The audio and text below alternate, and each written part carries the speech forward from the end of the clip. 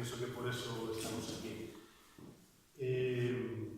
Falando do certame das Vilariñas, creemos, tanto María como eu, como o resto dos integrantes de Poéticas do Mandeo, que é unha idea brillante e cargada de futuro. E vou explicar brevemente por que creo que o é. Eu, para vir para aquí, comprometerame, tiñamos unha reunión familiar con os meus dous fillos, Simón e Sira. Simón ten 7 anos e Sira ten 11. A casa dos meus sogros eu non pude ir porque tiña este compromiso. E cando se despideu de mí, dime, bueno, papá, que teña sorte cas Vilariñas. Non fixo falta explicar nada máis, non? Se é unha idea sincera que ten por diante un camiño longo e amplo. Eu penso que vai chegar o momento que no noso país, que ao menos no noso país, que en Galicia, a poesía curta, os micropoemas, os haikus, sean coñecidos como Vilariñas. Así, con toda naturalidade. E non vai a tardar moito. E nos queremos sumar a esa corrente de futuro e fixemos a semana pasada as nosas primeiras Vilariñas que vimos a compartir con vos.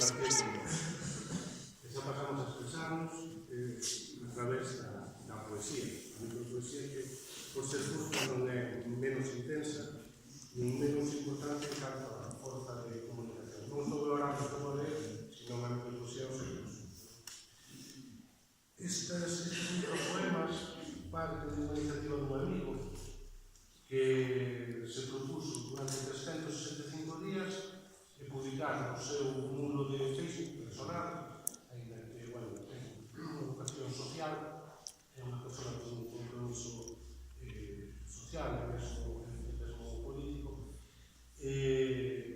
recuperar unha palabra, poner sobre a mesa unha palabra galega de pouco uso.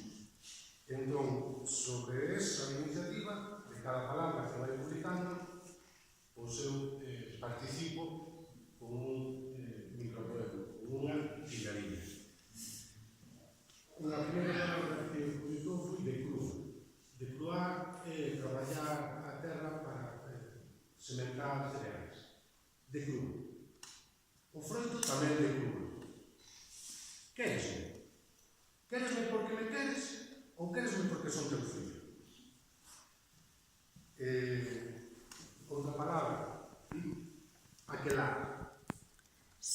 No gume dos significados, a palabra concisa e exacta que nos asiste. Aquela aí. Outra, acolar. Acolar non é longe, está aquí, no reverso do dedo. Bueno, agora estamos con María Pereira. E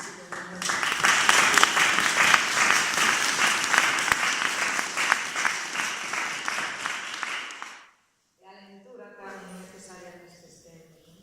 Lectura, remoíño de emocións, precisada, sei, lectura. Chuchar, da primavera leve, chuchará no meio do vello castiñeiro. Sí, escribimos ao vento decir, encarnado